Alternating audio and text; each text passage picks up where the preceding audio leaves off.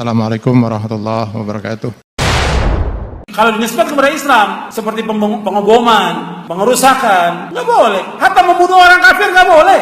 Orang kafir tetangga kita, teman kerja kita. Sampai Nabi bersabda dalam hadis yang sahih Imam Bukhari, "Man qatala mu'ahadan lam yara raihatal jannah wa inna rihaha la yujadu min masirati 40 aman." Barang siapa membunuh seorang kafir mu'ahad, tidak akan mencium aroma surga. Sedangkan aroma surga tercium sejauh perjalanan 40 tahun. Hadis sahih diriwayatkan oleh Imam Bukhari dalam sahih. Apa ancaman-ancaman yang terhadap sekarang ini? Radikalisme, tantangan besar kita. Intoleransi, tantangan besar kita ke depan. Terorisme, tantangan besar kita ke depan. Radikal ini berbahaya sekali. Makanya orang Indonesia ini harus belajar dari negara-negara Arab.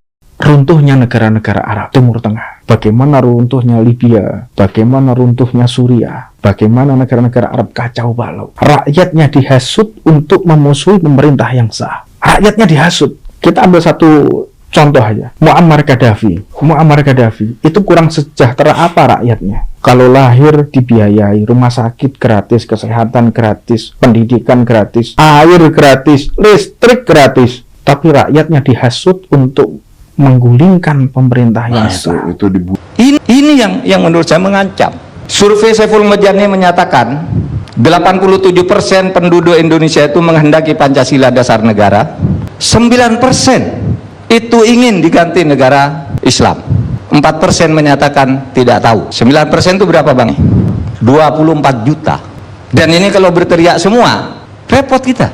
Nah, sekarang khutbah-khutbah di masjid BUMN, dari 100 khotib itu 41 khutbahnya itu intoleran. Ini hasil survei di masjid-masjid BUMN. 8 dari 41 itu anti nation state, nggak mau negara kebangsaan, negara demokrasi nggak mau.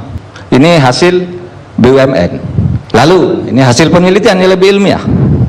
Gerakan Islam Syariah yang ingin mengganti negara Pancasila dengan negara agama itu ada 3. Hasil penelitian Haidar Nasir dalam disertasinya di UGM. Saya ikut menguji pada waktu itu, Azumardi Asra promotornya, Pak Yahya Mohemin dan sebagainya. Disertasinya bisa dibaca nanti. Apa itu Tahrir Indonesia? Ingin mengganti negara Pancasila dengan negara khilafah. Kedua, Majelis Mujahidin Indonesia ingin memberlakukan semua hukum di Indonesia adalah hukum Islam meskipun negaranya negara Pancasila. Dia tidak mungkin mengganti nama Pancasila, tapi hukumnya harus hukum Islam. Majelis Mujahidin. Yang ketiga, KPPSI, Komite Persiapan Pemberlakuan Syariat Islam di Sulawesi Selatan. Targetnya adalah karena tidak mungkin mengganti negara dengan khilafah dalam waktu pendek, karena tidak mungkin memberlakukan hukum Islam secara nasional, maka KPPSI menyatakan semua daerah yang umat Islamnya menang di DPRD supaya membuat perda syariah.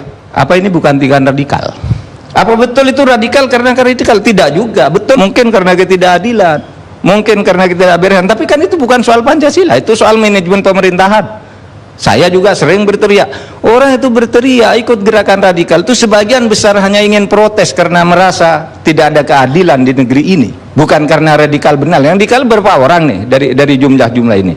Nah, ini semua data nih, berbasis data ilmiah. Kalau mau bicara ilmu, Hizbut Tahrir Indonesia itu sudah hasil penelitian dan itu fakta. Tahun 2003 saya nulis buku, judulnya Setahun Bersama Gus Dur, ada satu chapter di situ, judulnya Paham Kenegaraan Menurut Saya. Ini bicara negara Pancasila.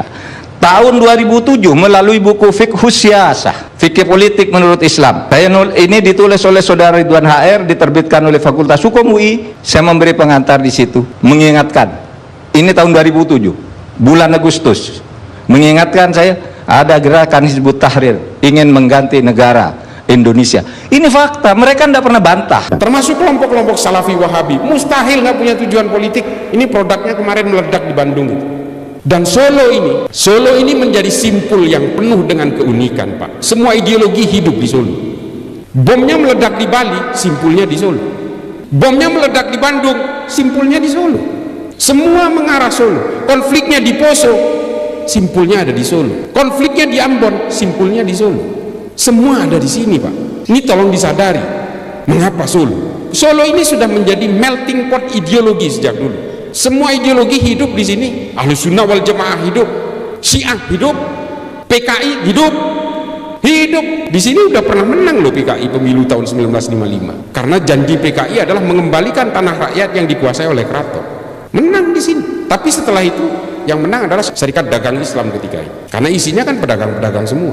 Di sini adalah melting pot ideologi. Coba bayangin kalau ini kemudian didiamkan menjadi satu perbedaan yang saling bergesekan, pada akhirnya melahirkan produk-produk seperti yang dilakukan oleh Abu Bakar Ba'asyir.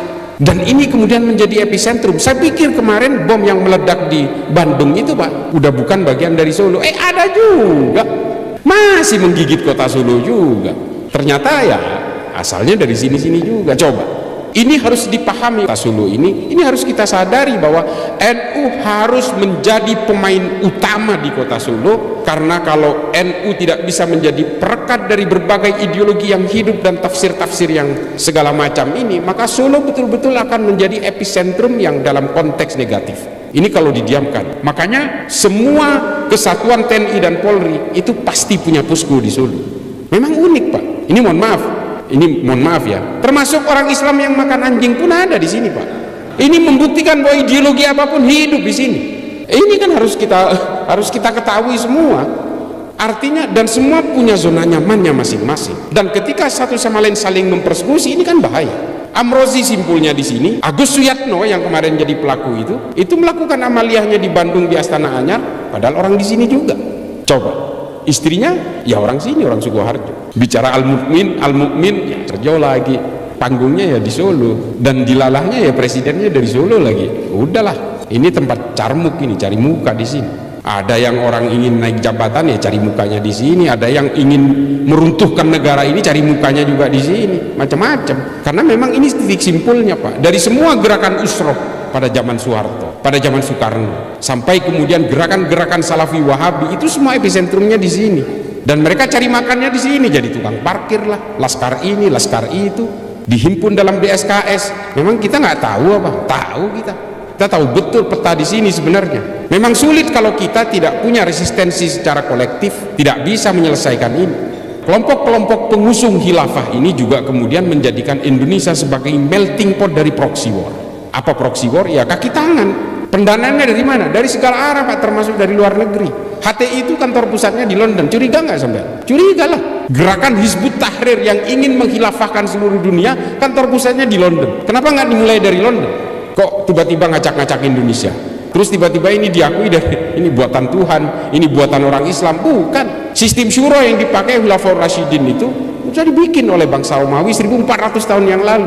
Namanya Respublika Romana. Ini soal sejarah ini. Terus dikatakan, wah ini orang Islam wajib mendukung khilafah. Ini kan gaya-gayaan aja, ini kayak tukang sulap Pak. Kita disuruh jangan pergi dari situ karena dia mau jualan obat. Dia terus membuat narasi-narasi supaya orang betah. Nah ini yang dilakukan kelompok khilafah ini. Bani Umayyah menggunakan sistem al-mamlakah, kerajaan. Mohon kita pahami di sini, semua gerakan politik Islam, harokah keislaman kita, siasah Islam kita kemudian melenceng ketika dibelokkan oleh dua kelompok ini, yang dua-duanya hari ini masuk ke negara kita dengan berbagai kelompok-kelompok dan metodologinya. Kelompok Wahabi, kelompok Salafi Wahabi dengan berbagai tipu dayanya berusaha menggerus kita satu persatu. Kelompok Ikhwanul Muslimin juga menggunakan metodologi yang sama. Ada parpol hari ini yang betul-betul didirikan berdasarkan berbagai ajaran-ajaran dan cita-cita serta ideologinya Ikhwanul Muslimin. Ada di kita hari ini. 3 huruf. Tidak perlu saya sebutlah nama partai ini. Pokoknya 3 huruf aja. Nanti saya dituntut sama orang kalau menyebutkan bahwa ini adalah partainya PKM. Ini adalah betul-betul cabang dari Ikhwanul Muslimin yang berusaha menggerus kita hari ini. Mereka kemudian melakukan proses metamorfosis, pura-pura bagian dari kita. Sebenarnya mereka ingin menikam kita. NU tahu, NU ngaji kitab kuning, mereka juga ngaji kitab kuning, melakukan gerakan-gerakan ngaji kitab kuning. Ini kan proses-proses takiyah yang luar biasa. Tetaplah kita bersanad kepada keilmuan-keilmuan Kiai Khudori, supaya kita tidak diajari untuk membenci berbagai perbedaan.